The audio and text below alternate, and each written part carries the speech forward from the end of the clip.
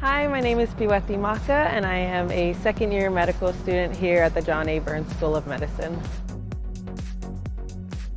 I am Tongan American. My parents immigrated from Tonga, and I was born and raised here. I grew up with parents who were really hardworking, and I think that's kind of where I started my medical school journey.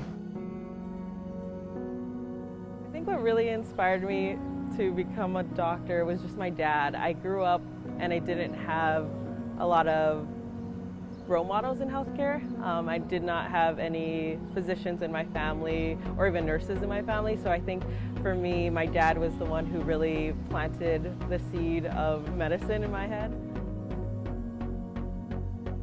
Why not? Why would you not want to go to JABSOM? No, I don't know. I think JABSOM is, for me at least, I think JABSOM is the only place that makes sense to be. I think because I am a Pacific Islander woman, I want to be around other Pacific Islanders, and if it's not necessarily in the school, because I know that we don't have that many Pacific Islanders, I think being in a school that is in the community that I want to work in, I think it gives me the opportunity to really work with my Polynesian people.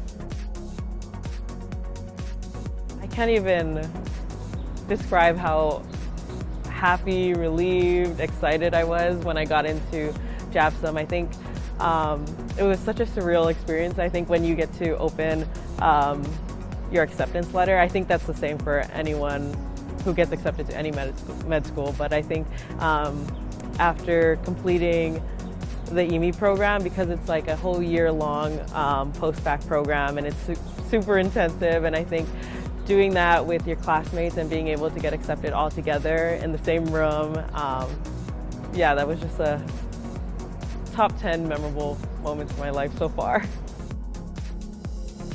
It's weird because like you don't think that you would have that much connection with like random patients, but I've had people share like life stories with me because they know that our backgrounds are so similar, and I think it's been super helpful for like the physicians to be able to learn more about the patient or to be able to understand why certain things are so important to patients that they normally wouldn't have shared with their physicians in general. So I think that's kind of been the value that I've been seeing in being a Tongan woman in medicine. That would make me so happy. I think I'm trying to get people to want to go into medicine, and I think that there's a lot of things in place that's kind of set against a lot of people from my background. I think for me, I would tell them like it's okay to struggle.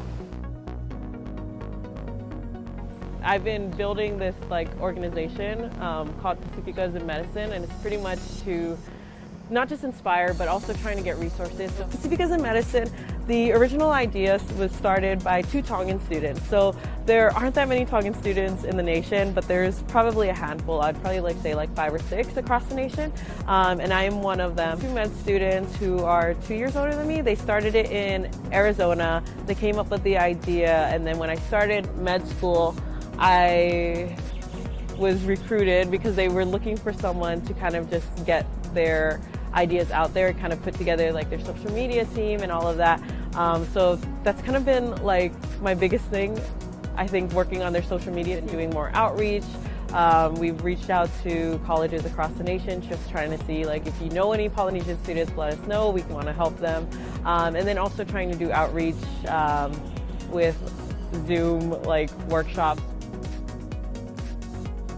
I think that's also why I try really hard to practice like my native tongue, because I want to be able to practice in Tonga one day. I don't know if it's possible to do like my entire practice there, but I definitely want to be able to, I don't know, spend summers there practicing or something like that. I think the goal is to go back though.